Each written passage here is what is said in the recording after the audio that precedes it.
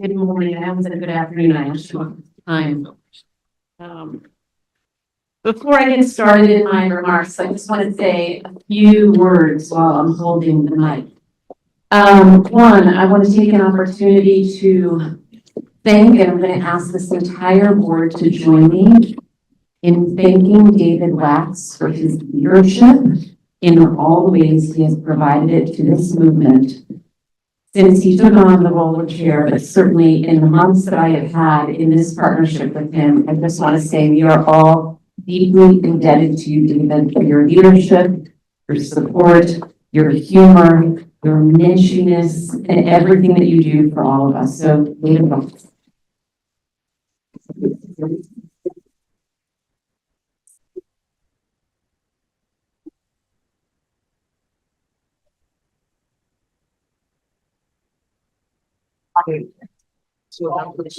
All the songs, all the obscure lyrics to which we are now exposed and we all know. I also want to take a moment, obviously it goes without saying, and throughout my remarks, I will sure be talking about Barack as we all have. But to say that I am increasingly excited is an understatement. I was excited coming into these meetings about the announcement about Barack. As I said to him, I said to several of you yesterday, I think Brock delivered an 11 out of 10. Somebody said maybe more. You inspired us in all the ways that we needed to be inspired, and we're excited, and we're standing with you, beside you, and we can't wait to propel this movement forward under your incredible leadership. Right person, right time. Couldn't be more proud. I'll have so much more to say. I also want to recognize our board execs.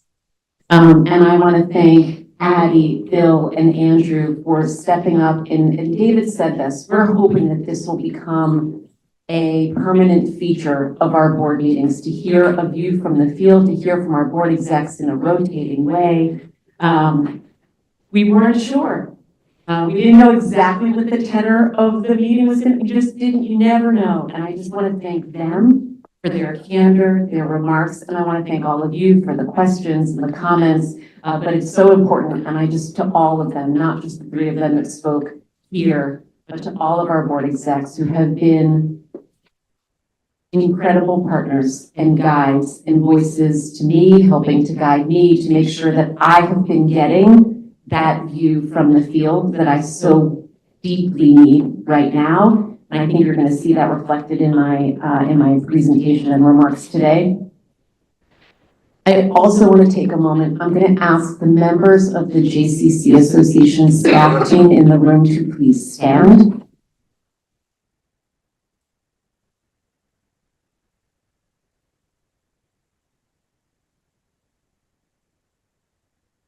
They are but a fraction of the team. And for every comment I have heard in these meetings or outside of these meetings from all of you and from everyone about the work that the association has been able to do, and often I'm getting beautiful remarks and a lot of credit, but I cannot possibly do this alone.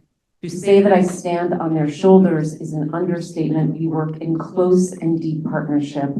This is a team, a professional team that as a board, you should know, you should be incredibly, incredibly proud.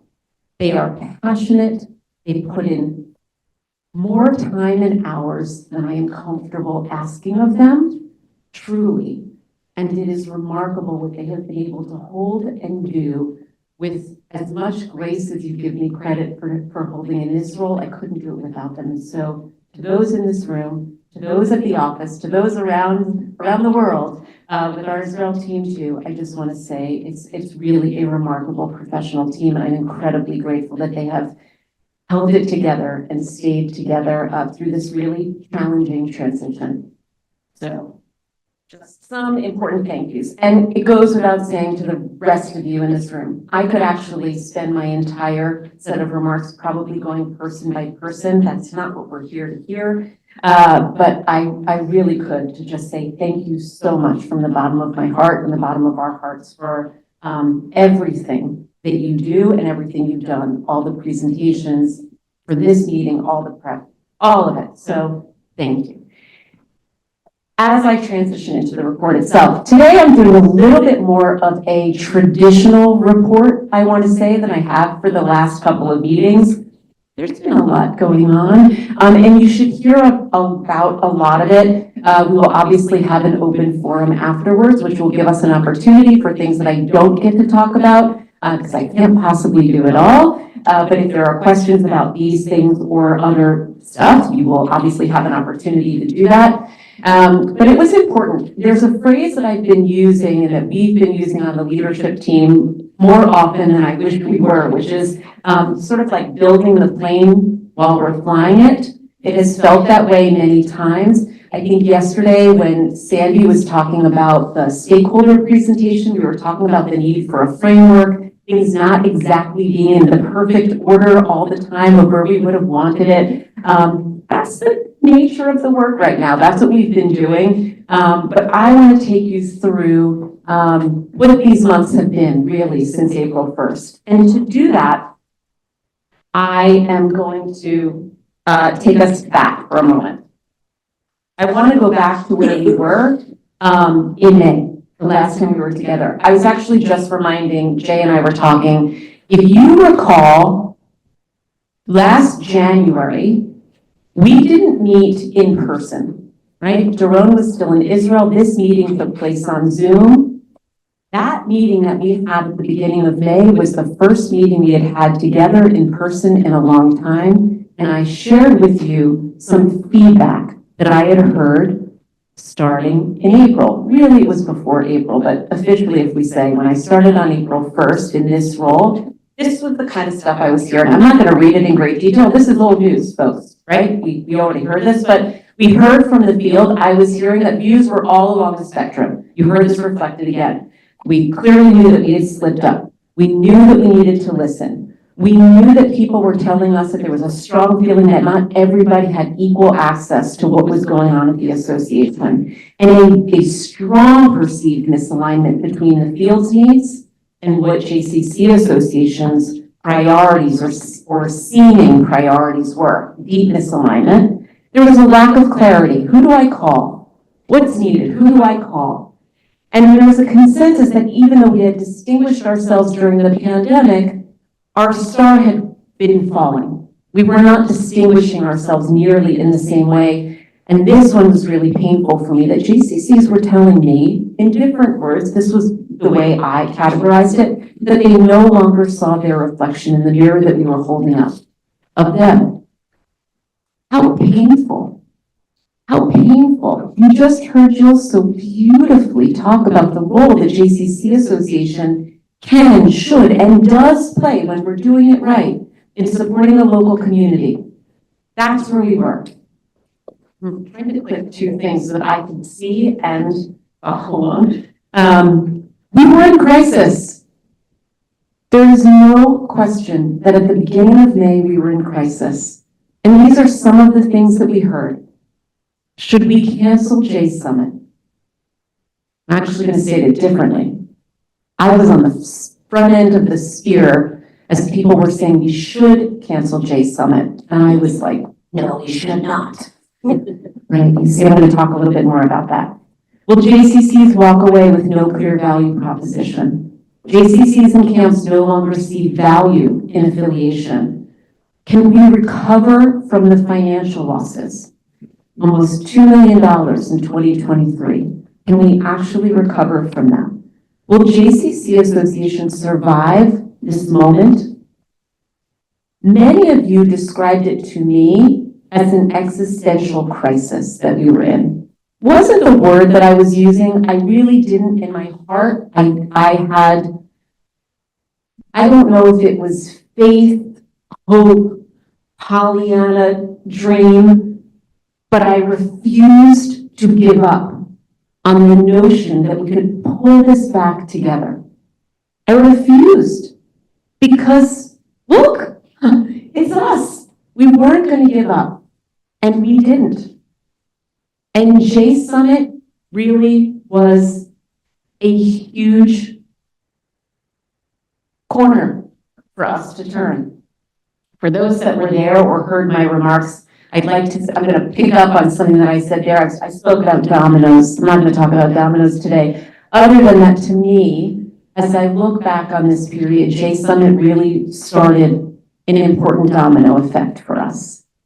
And it was at J Summit. I love that picture of me and EC hugging, by the way. That's like says it all. I pulled a quote from my remarks, just one. Join JCC Association of North America in creating a domino effect of epic Jewish communal proportion, and let us be the movement that this moment needs. That gathering galvanized our movement and us. I think it was as much a turning point for those of us that are really on the inside as it was for the entire movement and the people that were there with us. But there's no question in my mind that J Summit was exactly what we needed at exactly the moment. Lisi, your leadership and the way you led us and you led the committee with that same passionate persistence and pride and excitement, it was magnificent to watch. I'm grateful we finally gave you the opportunity to deliver on J Summit after the many, many efforts and tries. But that's the power of our movement. When we talk about the power of gathering, I will say, you know, I like Barack, I talk a lot about transparency. In full transparency, you saw the budget presentation. There have been a lot of questions about whether or not in 2025 we should be mounting Procon. It stands to lose a lot of money. I will tell you, I'm again standing at the front of that group that's saying we absolutely need it. We need it. Our professionals need it in the same way that our leadership and our lay leaders needed J Summit. These are the opportunities that we have to tell our story, to demonstrate the power of what happens when we're together, and to generate excitement and pride and joy, which is the work that JCCs do all the time. So that, to me, was a tremendous, tremendous turning point. And there has been a lot that has been happening since, needless to say. So going from crisis to taking some major steps forward. These are steps that we've reported on already. So I'm just going to echo some of the things that you've already heard reports on, but I want this board to walk out of this room feeling incredibly proud. I want you to feel incredibly proud. Not only did we deliver on J Summit and re-engage our lay leaders after 6 years of not having gathered them. In 2024, though we still ended the year with a deficit, and that is not lost on me. I'm not proud that we had a deficit of more than $800,000. I am proud that it was $340-some thousand better than the budget, and we worked really hard to get there. I'm even more proud that we delivered a balanced budget and that this board approved that budget yesterday. And not only that we did that and improved the financial picture by close to $2 million over 2 years, as Jay and Michael talked about yesterday, but that we believe that this is an achievable budget. It's not out of the blue. So I feel really proud about that. We should all feel really proud that we successfully negotiated a new lease that is also driving important financial results for us in the coming year, that we're exploring the sale of the Israel property, though I'm not proud that we need to do that. I'm proud that we're exploring it. I'm proud that we are not looking at these things as sacred cows and saying we can't ever. We need to, and if it creates a financial win for us, that's going to be really, really important. Obviously, the defined benefit plan termination, and once again, I want to thank David and Sharon Wax, not only for the incredible gift of making that termination possible, but the decision that you have made to maintain your commitment to that gift, even if we don't need all of it for that purpose, speaks to the depths of your menshiness. I don't know what else to say.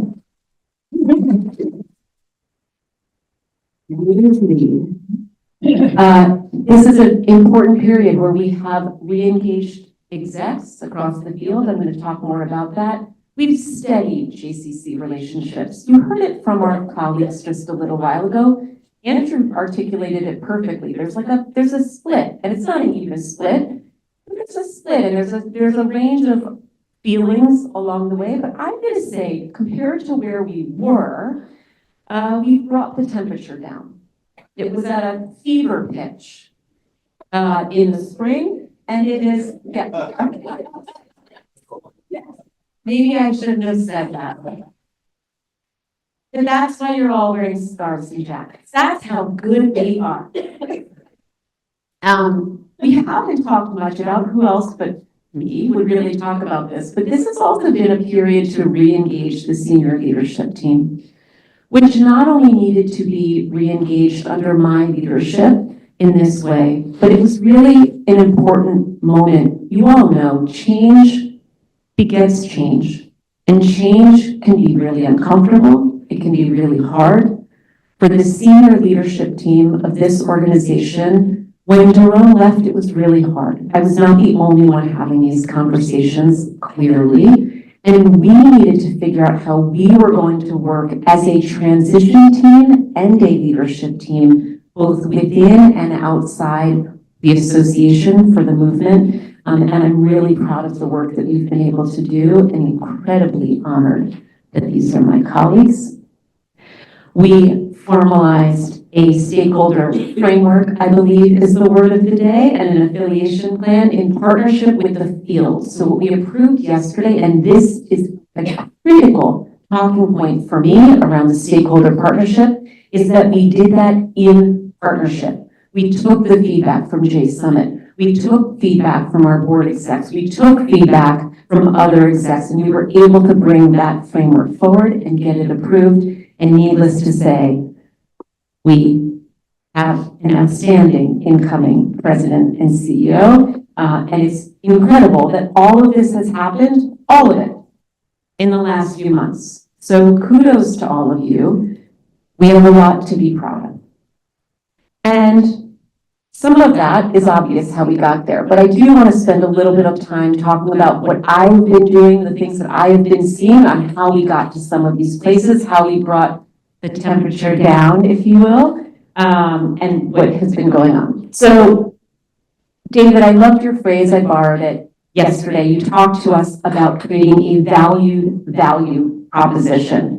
I like to think about the 4 Ps. I love the 4 Ps. I like to think of them, oh, maybe this is another P, as puzzle pieces, 2 Ps, I'll add to it. They're puzzle pieces, right? As we're trying to put together the puzzle of what will create value proposition, it's not one of these things. It's all of them, and it's how they fit each one into each other. And we will continue, as I think moving forward, when we're giving board reports, it's going to be incumbent upon us to make sure that we're talking about the things that we're doing in the shadows of each of these things. How we approach partnership, how we approach people and talent, how we approach program and business, how we approach promotion. And you're going to see some of this reflected in my comments today, but this is clearly the framework that we're taking moving forward as we start to deliver our value to the field.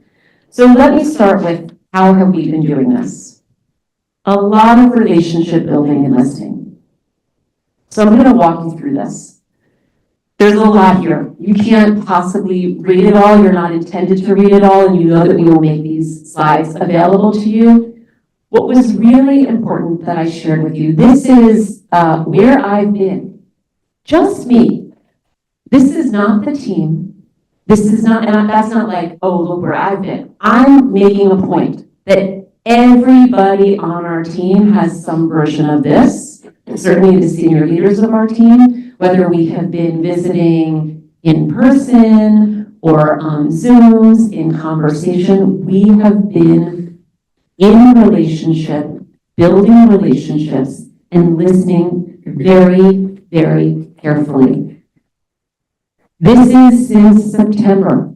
I coded it just so you could kind of get a sense of what the months have looked like. They've been really busy while doing all of the other things. There's a few things I want to point out here. There have been places, I'll get into this a little bit in a few minutes, places where I've been asked to speak, like the General Assembly for JFNA or FC3.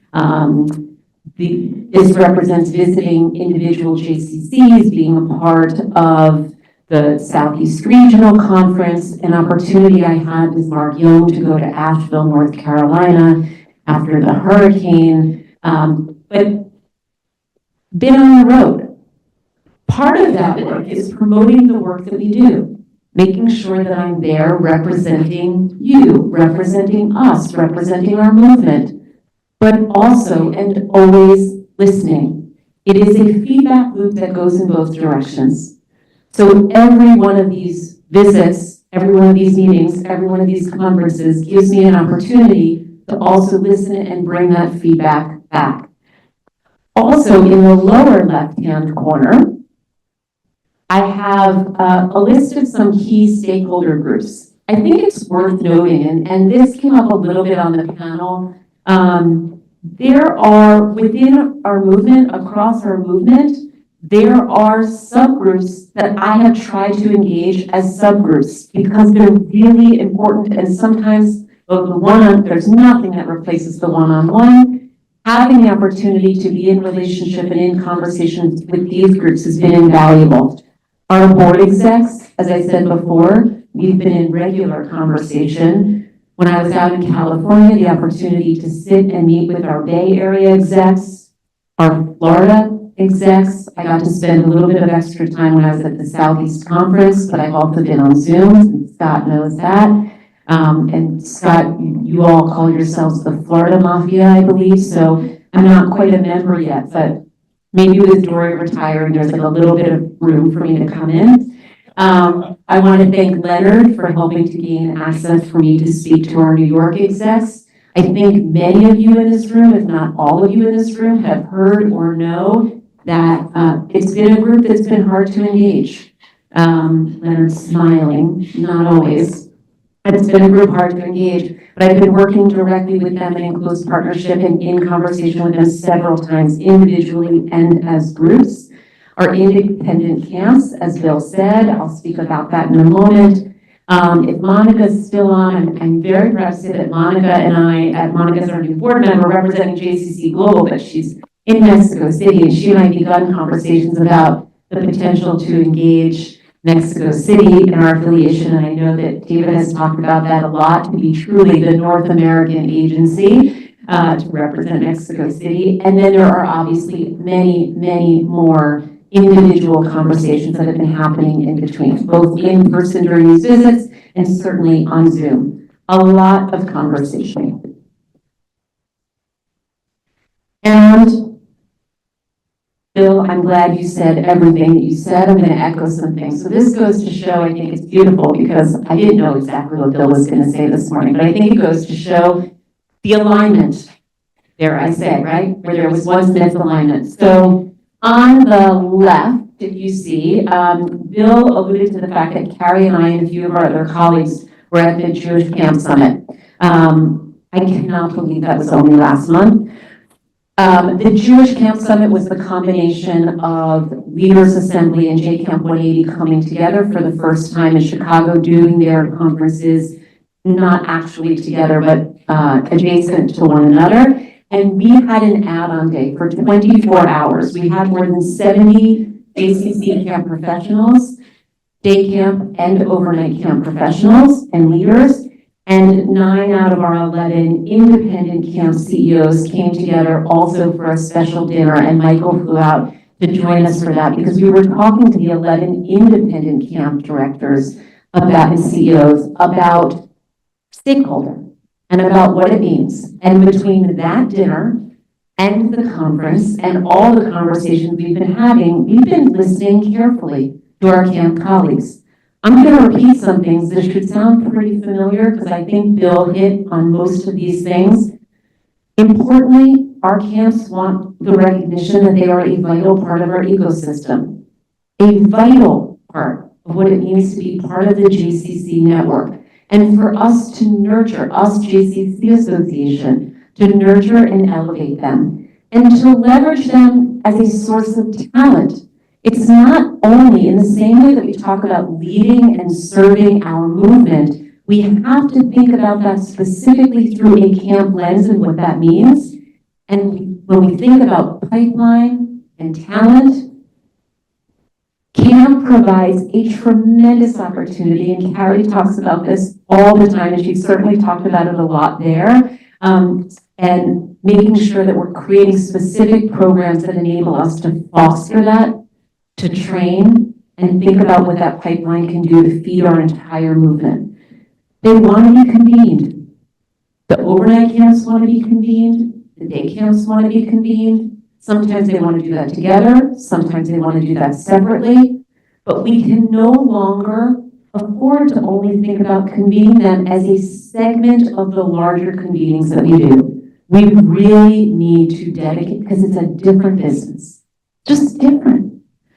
There are times that it's great when you're at ProCon and you're at UGush and you're at J-Summit, and we want to recognize the unique needs. We also want to amplify what makes JCC camps unique. Bill mentioned this. We are the largest movement of day and overnight camping in the Jewish organizational space, but we have to understand what distinguishes a JCC camp from a Vermont camp, from one of the from a URJ camp, one of the other movement camps, and they want us to help us tell that story, because who better than us to tell that story? When we think about Kivunim and onboarding for new execs, we have to make sure that we're doing this in a thoughtful way for those that are coming into our movement through camp. It's not exactly the same. I think we would recognize that, but sometimes we treat it like it's the same. So in Kivunim, when we invite our new camp directors to be part of Kivunim, that's important. And Dory would attest, and Leah would attest, and I would attest, and those of us who've been, it's incredibly valuable. And there's special programs. Bill mentioned L'Chulechem as an example of programs that we used to do and we don't any longer.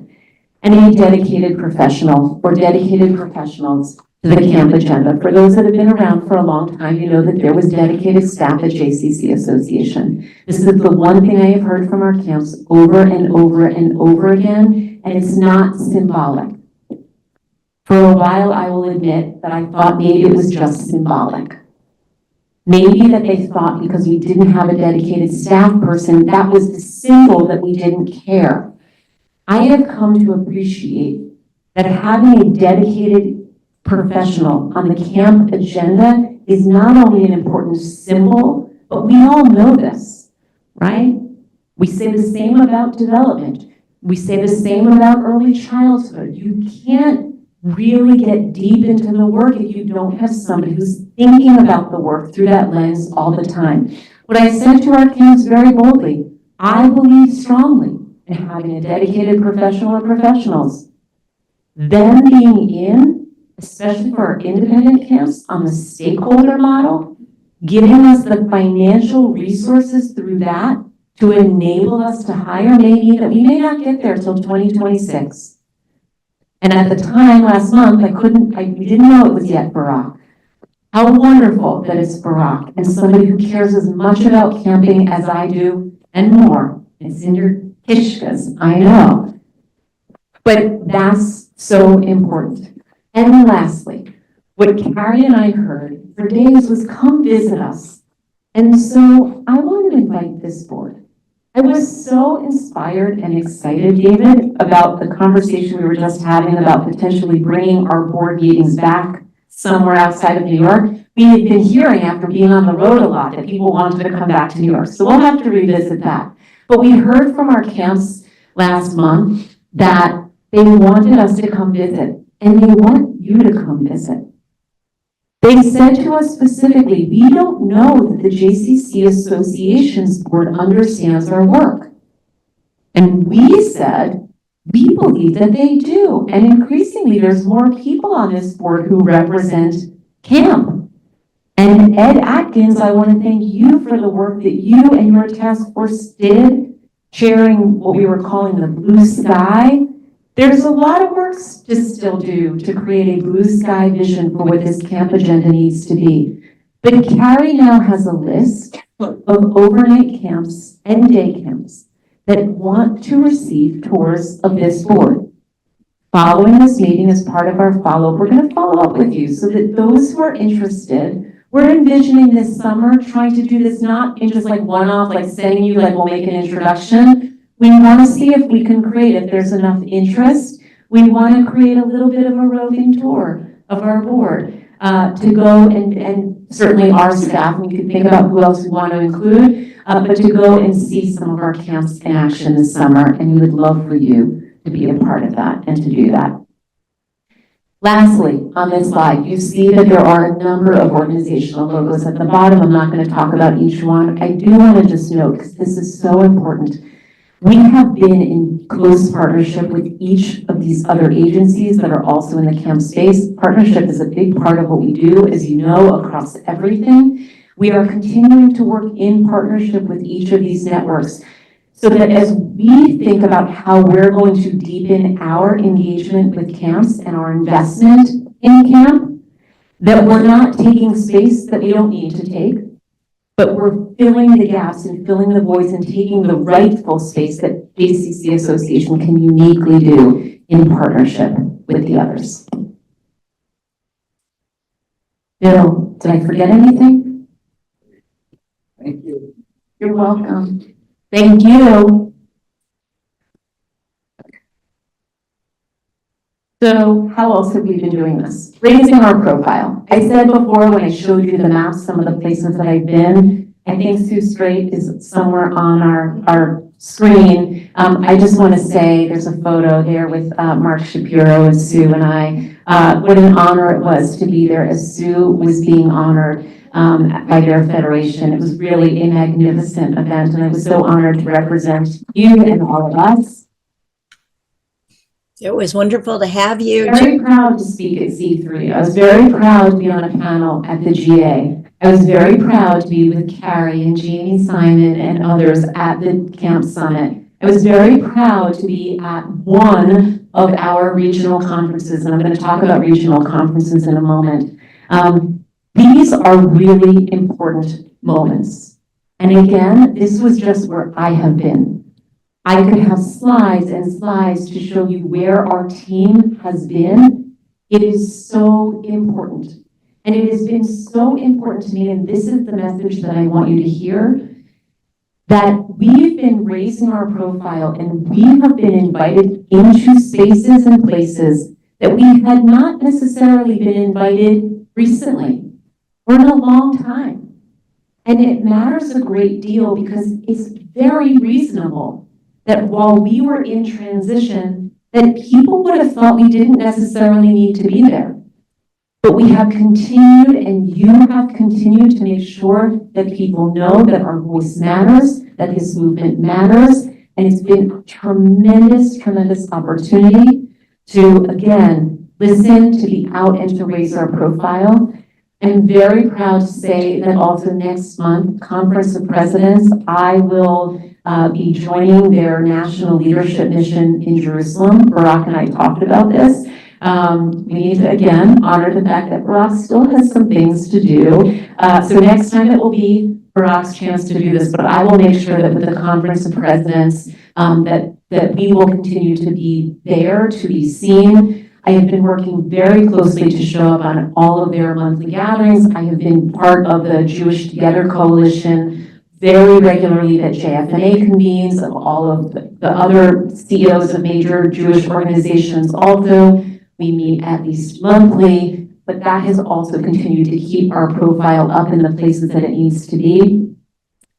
Before I transition, I just want to take one moment. I know that several of you know the Conference of Presidents and you know William Daroff. For those who don't know, I do want to share the sad news that William's father, Robert Daroff, passed away.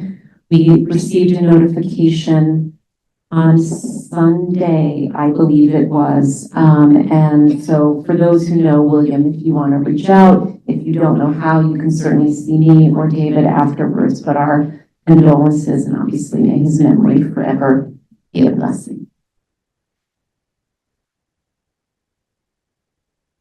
Brief word. In case you don't know, in the name of being a good partner, and obviously that previous slide raising our profile, you know I'm a big believer in partnership. I just want to say this is a sort of like personal thing for each one of us. This is not just a JCC Association thing. If you don't know, I mean, it's been elections are popular discussion points. The World Zionist Congress election is happening in 2025. This happens every 5 years. I'm not going to go into a lot of detail, but if you want more information, I would be so happy to talk to you about this, especially if you really don't know anything about it. But it's an opportunity as Jewish leaders, I just think it's really important that you know. And if you have an opportunity to bring this into your boardrooms to make sure that they know too. Between March 10th and May 4th, there's an opportunity for all of us to vote for Israel's future. This is sort of the parliament of the Jewish people is how it's been described, which convenes in October of 2025.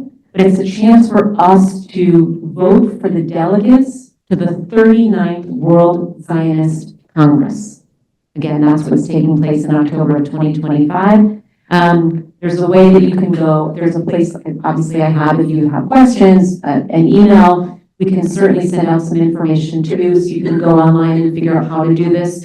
You actually pay, I think it's $5 in order to place your vote. There's a reason for that mechanism. But I think it's an important opportunity. So again, I'm happy to answer more questions during the open forum if people have it, but I just wanted to make sure that that was on our radar. On the topic of Israel, this has been a really important way that we have been staying connected with our field in a very meaningful way. I want to talk about Mitchabrim. I want to talk about our partnership with MODA. I want to thank Adrian for her work on the Israel Engagement Committee. I want to congratulate Kara Bierman for taking on the chairwomanship of that committee. And I want to thank them and Leah and the team for the incredible work that has happened with Mitchabrim. I want to talk about this for a couple of reasons. I want to remind us that last spring, I think it was, when we were looking at our budget, or hearing about the results of our budget, there was some great concern initially when and Michael talked about this yesterday in our budget, but there was some concern because originally we thought that we were going to have a much greater burden on fundraising and needs around this. But one of the things that we haven't talked about that did come up, and I heard it loud and clear, was that this board was upset, dare I say rightfully, that we had entered a very significant contract agreement with the Ministry for Diaspora Affairs, and it hadn't come before this board. Yesterday, Michael talked about as part of our budget, there's an anticipation that because we have an opportunity to renew this 2-year grant agreement with MODA. I want to say, before we renew it, we will come back to the board to make sure you understand all the terms. As Michael said yesterday and alluded to, we do not have nearly the same obligations we anticipated in the first round. As you know, things have changed. We've talked about that a lot in this boardroom. But I'm very proud to also share with you the results because this has been a primary way for us to engage our field. So in these 2 years, you should know 80% of our JCCs and a couple of our camps, but 80% participated. That is huge. There's not a lot that we do that 80% of our field raises their hand. Not a lot. We have given out, thanks to our partnership, over $1.8 million in grants to our JCCs. That's why they participated. 250,000 community participants benefited, showed up for the programs that those grants enabled on a local level. 117 JCCs hosted events this last October on or in commemoration of the anniversary of October 7th. Last summer, because our camps couldn't benefit in exactly the same way, Leah and her team were working with our overnight and our day camps to figure out how they could also be a part. And 1,000 campers at our camps participated in Israel Education Shabbatonim during the summer, and 71% more participants in 2024. So the people that were showing up to Israel-related programs at their JCCs, 71% of them were more than years before, and 30% of those had never come to an Israel-related program at their JCCs. That's huge. And we were able to leverage this partnership to not only engage our donors in meaningful ways and our JCCs, but several other organizational partners like WCO and Route One and JFNA and Sheryl Sandberg and her film Screams Before Silence, and Avi Mamlet and his work with Inside the Middle East, which garnered a significant gift from a new donor to JCC Association. This has been tremendous, tremendous. And so we are very excited that Leah is already in conversation with the ministry to think about what the next 2-year grant cycle might look like. And we will continue again to bring that back to the board for your input, for your consideration. But this has been a tremendous partnership. Similarly, last year, we created a partnership with Dr. Rachel Fish and Boundless, and we brought a group of close to 50 people to Brandeis. You've heard us talk about this. I want to thank Rabbi Dr. David Kessel and Dr. Andy Mizels in our office for the tremendous work on this. All the applause, that was like a golf clap, right? Last year, and we have colleagues in this room, that picture you can't possibly see who's in it. We have colleagues in this room who were there with us and some who are going to be with us again. This was last summer. In 2024, it took place in July. We had 23 JCCs. It was the CEO and one other senior professional who joined. At Mifgash, it was a resounding success. You've heard us talk about it a little bit.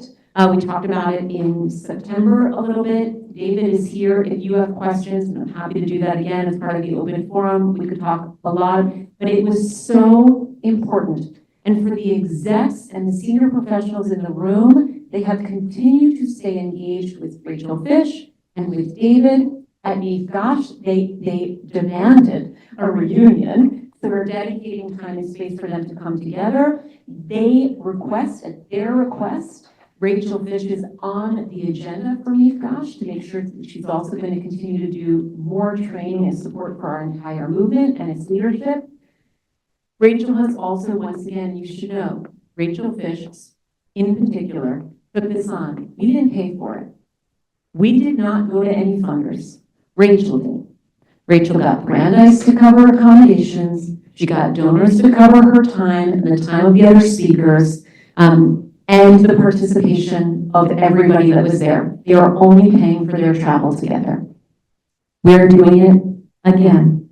Brandeis Boundless 2.0 is happening, and recruitment is already underway. Very proud to say we're doing this at the beginning of March. Once again, they have secured the funding to enable us to bring 25 JCCs, and it's going to be amazing. Another group of CEOs, with a senior professional. Once again, tuition, accommodation, all of that is included. Really, really remarkable. This was also an important way. We got a lot of good press. And for those that participated, they were also able to write local stories about it. It was really quite powerful. And needless to say, something very important and very much on the minds of our CEOs, how to do this work.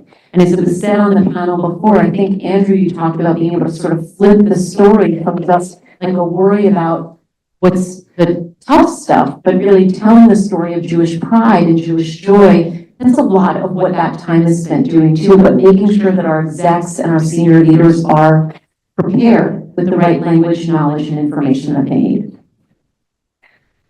I'm going to just spend a minute talking about regional conferences. And the reason that we designed the slide this way, I want to make sure that you understand how important our regional conferences have been, especially since it's been years since we've been able to bring a continental professional conference to the movement. It has been through the regional conferences that every JCC has an opportunity and is invited to participate in our regional conferences. Carrie's team oversees this. This is specifically spearheaded by Mark Young, for those who know Mark, and many members of the team. I have gone to the professional conferences. Almost everybody in this room that's on the staff team has participated in one of these regional conferences. They're incredibly important. You see that where they've taken place. We have 2 that are coming up in 2025. That's the Texas, New Orleans, and the Western Regional. Those are happening in 2025. That's it. Why? Because we actually asked the field not to hold regional conferences. As we got closer to the professional conference, we don't want to be in conflict with ourselves. The regional conferences are really important, but I'm a both-end gal. They're not more important or as important or less important than the professional conference. They're all important. The regional conferences are so valuable because they build regional networks. They can be put on in a more affordable way too. They're smaller, you can be a little bit more nimble, they can address some of the regional concerns or needs that a particular region may have. But the professional conference is the place that we get to bring the entire movement together, across departments, across functional areas, and across the continent to really demonstrate the power of that movement. So we are thrilled and excited. And you saw this in our budget, and you know, it's going to take the dedication of a lot of resource. So also to point out, Carrie is making sure that her team, our team, and in many ways this is for the entire JCC Association of North America staff team becomes the talent team. All of us have to make sure that we're dedicating enough time to deliver on ProCon. It is going to change the way we're able to engage with the field. Again, these will be things like the regional conferences, but we will have a presence at Western Regional, we will have a presence in Texas, and that's really important. But we are very much looking forward to ProCon and look forward to announcing more about that as we get closer. Even before we get to ProCon, of course, we have Mifgash in just a couple of weeks. I have been joking with Barack that no one is ever going to raise their hand to host Mifgash again, because now you're in the seat that you're going to be in. Nobody knew that we were going to be rolling you out as the new CEO, but now people are going to be really afraid to say they're going to host. They don't know what else they're going to have to take on. But in a couple of weeks, you've heard us talk about this. I'm not going to spend a lot of time, but you should know that once again, this is a conference that, with huge gratitude and thanks to Barack and his leadership team for welcoming us, and they're opening up the Kraft Center. This is the first time maybe ever that Mifgash is being actually held inside of a JCC. We've done it in partnership with locals, and we have visited local JCCs like we did last year when we were in Denver, and we went to Boulder. But it's not the same as being inside a JCC for the entire conference. This also had a full committee. Rest assured, this is for the people, by the people. There were 18 leaders from our field, plus our staff team, helping to build and devise the agenda, focusing on these 3 core themes that you see up on the screen. And I'm very proud to say that we have, I think it's more than 150 execs and senior professionals from 91 JCCs represented and coming. I don't know, maybe there's an opportunity now, Barack, with you in the announcement that maybe we'll get a few more. I don't even know if we have space and capacity for it, but you never know. You don't try. Barack talked a little bit yesterday about the importance of investing in leaders and investing in leaders that are coming into the field. We talked about camp as a talent pipeline. I want to recognize that in the last, these are months, I put up photos of 8 cherished colleagues. I want to recognize Janet Elam, who was obviously a member of the field, but a member of our professional team. On this screen, obviously Mark Fisher's photo went up recently. But these are folks that have announced their retirement. You know, we had talked about for a long time that around COVID, there was a wave and a tremendous amount of turnover. We're experiencing another significant round. I want you to notice the little chart to the side. If you can see it, I'm going to tell you what's there. This is 23 to 25. We're weeks into 2025. So you know the 25 numbers are only going up. 43 JCCs have experienced, we're talking about not C-suite, executive, the CEO seat. 43 JCCs have been impacted. That's 25% of our field. In 2023, there were 20 CEOs that changed. 24, there were 21. We're already counting 8, and we know we're not done. This is tremendous. Not only because of talent, not only because of local impact, because we also know that for JCC Association to be in relationship with a local community, it is not only the CEO. We've talked about the importance of the relationship with the board chairs several times in these meetings, but it is also important having those relationships. So we need to be working really hard to make sure that we're bridging the gap in those communities. I want to take a moment here to talk about something else, executive search. So you heard it said yesterday in our budget that we have made a decision that this year we are putting a pause on our business of executive search. We're not out of the relationship of executive search. Notably, this is the work that Dory, part of the significant portfolio that Dory has held. But it's not only Dory. Over the last number of years, Steve Engel was working part-time with us, and he also recently made the decision to retire. Can't blame him. And Brian Schreiber was also beginning to do some work with Dory to really round this out. When Brian took on a supportive role in Cleveland, through that we had communicated that to this board, with Dory's retirement, with Steve's retirement, and with a significant opportunity for Carrie to dig in as a part of our talent agenda and strategy and working in close partnership with Barack to build out that vision. We are going to use this year to create that vision. And already, we are in deep partnership with the communities where these executive transitions are underway. What that means is we're working with the board chairs, we're working with their boards. We are working and in conversation with several search firms to figure out how they can invite us into the process. We want a seat at the table, not because we want to control it, not because we want to own it. We want a seat at the table because who is more invested in the successful outcome of those searches and helping to onboard those new execs than we are, all of us. So that is really important work. We're also talking to the talent team at JFNA. When we think about our integrated communities, how can we be working in close partnership with JFNA as they and we are trying to figure out how to support these searches too. So a lot more on that.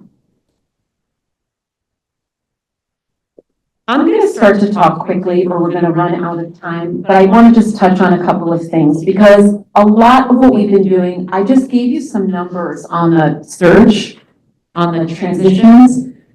Data is a huge part of what we do.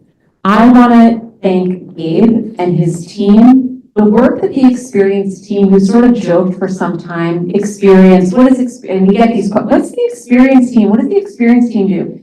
In shorthand, in my mind, one of the most important functions that our experienced team has held has really been the communication with our field and holding the data collection, analysis, and dissemination to our field, for our field, on our field's behalf. Addie, you just spoke a little while ago about moving to Traction Rec a few years ago and the incredible value of the data. For the first time, we just launched a census, a software census. It sounds on the surface about as exciting as bylaws sound or audits sound, but when you dig in and you understand what's in this report that we just disseminated, it is invaluable information that we have just given our field to help them make critical business decisions in the same way that Addie said that she did. We had never compiled data to know which JCC was using which system, for what purpose, do they like it, do they not like it, does it work here, does it work there?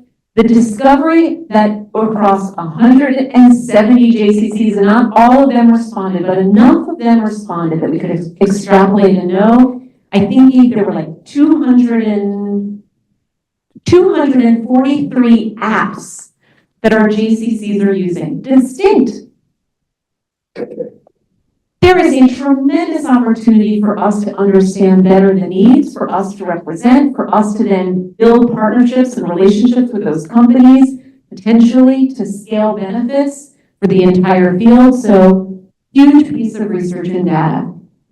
We have also been doing a lot of data around early childhood. I'm going to do this quickly, but it's really important for you to know.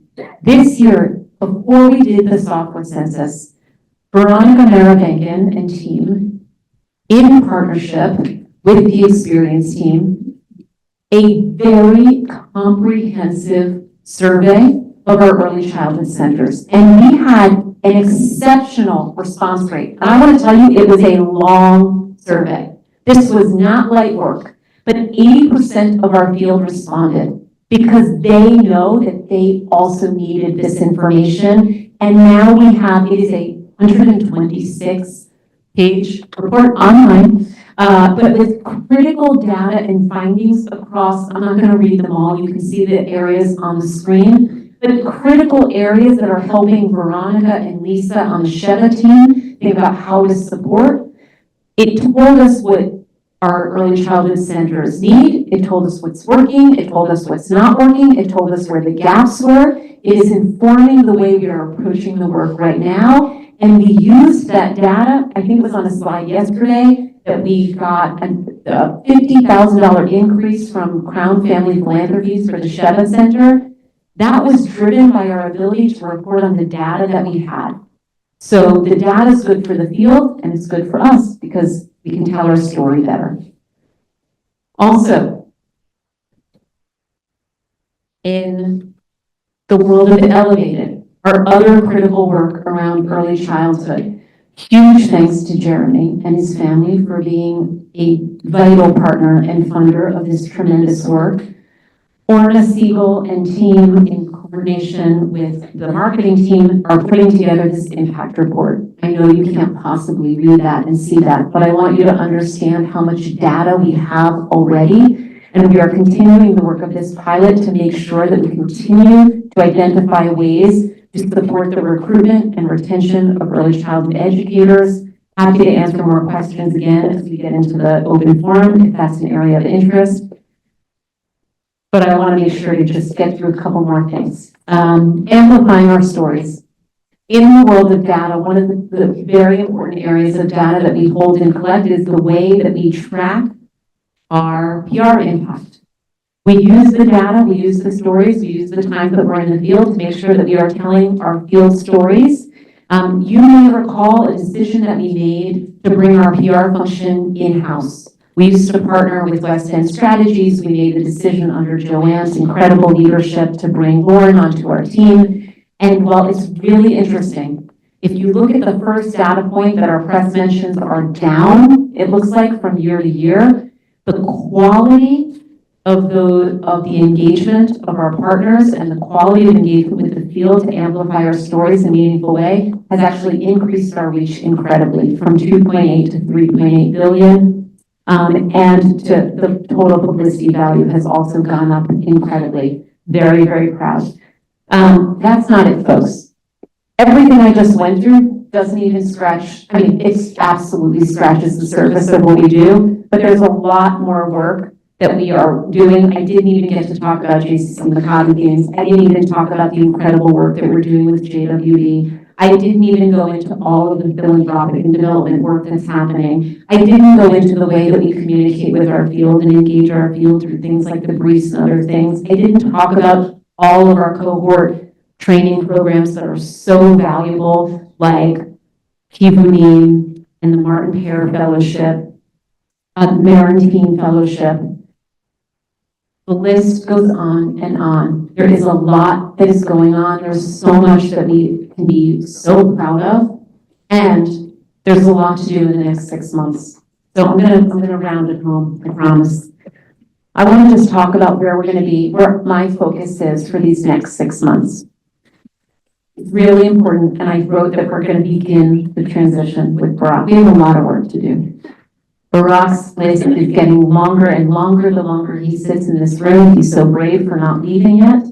But it's really important that you know that I have already and will continue to begin working very closely to engage him on all key strategic decisions.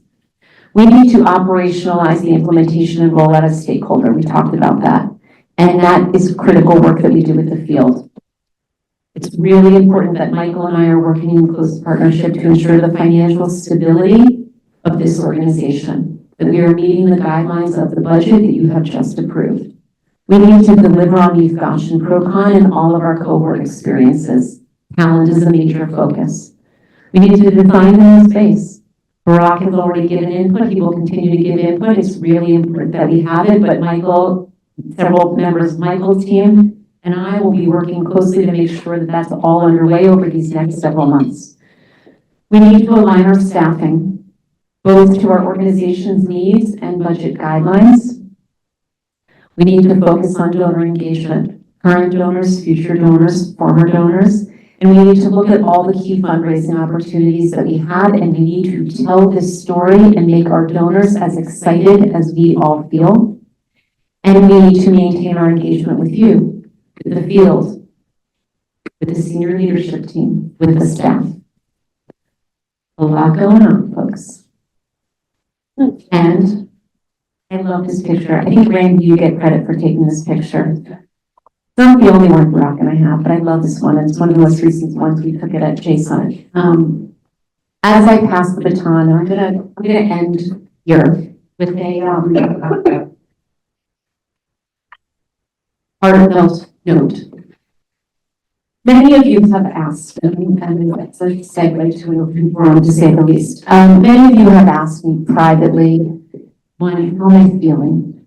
How am I feeling? I feel so good. I feel so good.